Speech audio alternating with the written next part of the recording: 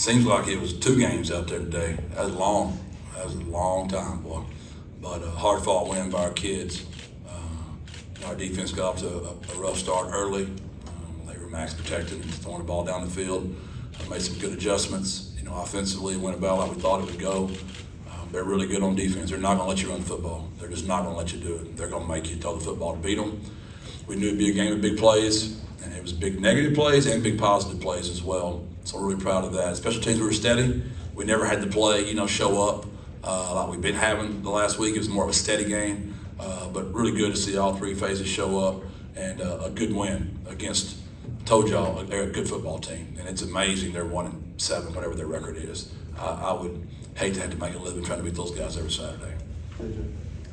Jeff, did you guys know you'd have to make big plays? It seemed like you guys are going down the field a little bit more than usual tonight. Yeah, we knew. They make you. Those are the calls they made you do, and we just had to do it. And our kids showed up. Sometimes it looks spectacular, and sometimes it looks really ugly. But when you play a team that aggressive, that's the way that's the style. If you look at them in the metrics, they're as low as 3 in some metrics, and as high as 22, 25 on how good their defense is in the country, and they played a very good schedule too. So for us to put 41 points on those guys was really amazing.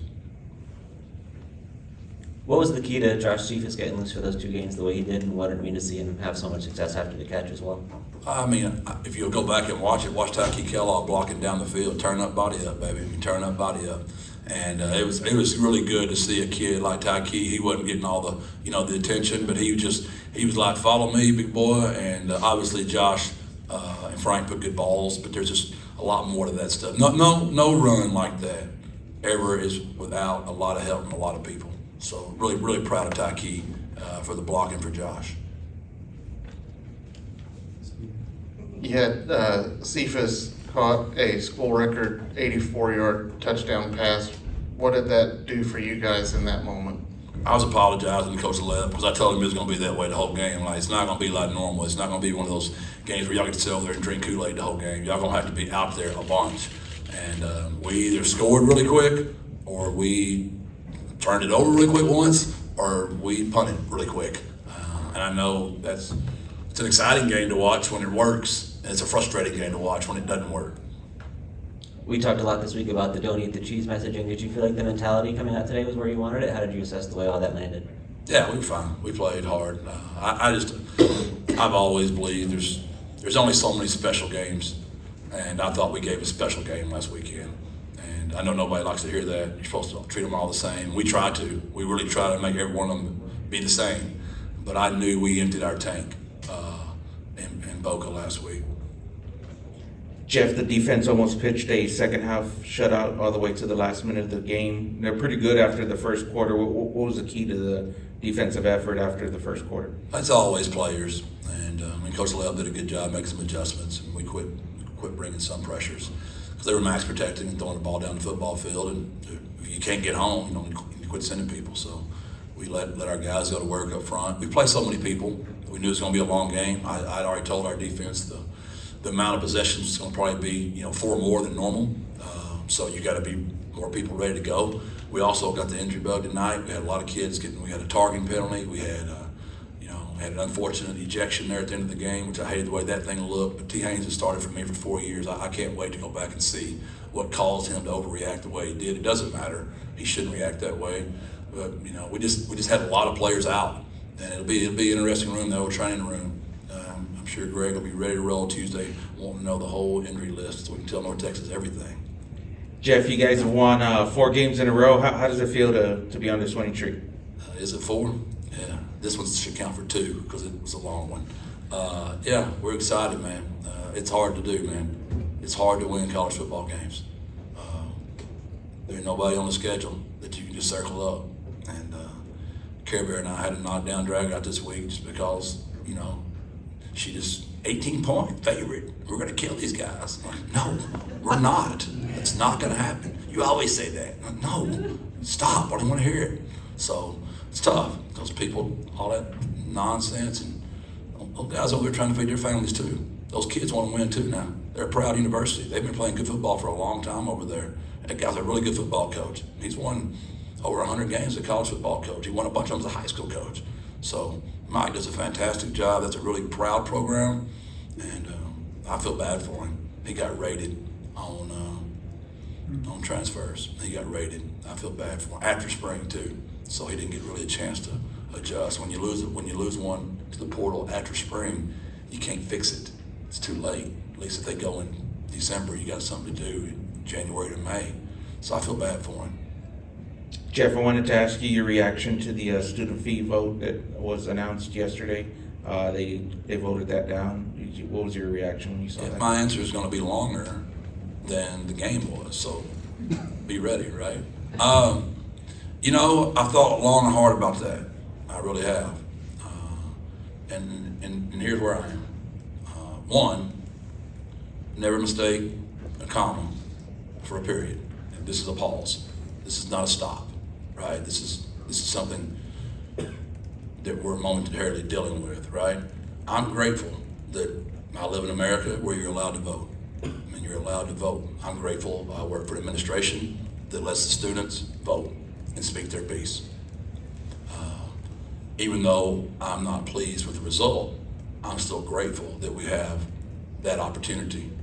And I've been through this, and nobody cares to hear it, but I can remember how Mr. Albritton felt at Gilmer. We lost 2 school bonds for high schools that we needed desperately. I'm talking about kids getting leaked on, rain. It was terrible. And that community just kept working and kept working. And now, third time was the charm. We passed that bond. We have one of the most beautiful high schools in the entire country. I don't care where you go. There's not a better high school in the country than Gilmer. And it was work. It was a lot of people just rolling their sleeves up, listening, talking, understanding each other, doing a better job of being empathetic towards both sides. And so now there's a beautiful high school. One day there's going to be an indoor. But we got lucky this week because of the weather. We got to come in here. We can't come in here next week. The floor is not going to be down. So it's going to be bad weather next week. North Texas is going to be working in their indoor next week. Where are we going to be? In the rain, I guess. One day that thing's going to be built. One day Pat's going to have that baseball field. One day Karen's going to have that practice facility. Just like we got the soccer thing done, just like we got the football thing done. It's all going to happen. It's a comma. It ain't a period. We got to go to work. We got to figure out what that is, and we got to get it done. So I'm grateful. We all learned something, and we're going to bounce back from it. As long as I've been here, somebody in this city has stepped up. Dr. Compost will spank me for saying this, but I overspent on recruiting last year. I promised her somebody would do it, and we did. We had a booster step up and took care of it, and somehow we'll figure it out. Whatever that looks like, we'll figure it out. This place got hired December 9, 2019. Somebody can't do anything but give us a like on Twitter. Some people can write big checks. Some people can give a little. And we got all that in San Antonio. We got all that. And we'll get it figured out again. Jeff, we spent most of your first 3 years here talking about all the dramatic finishes and different things that played out at the end of the games. Is it a little bit nicer as a coach the last 3 weeks? You've had a little bit of a cushion there towards the end.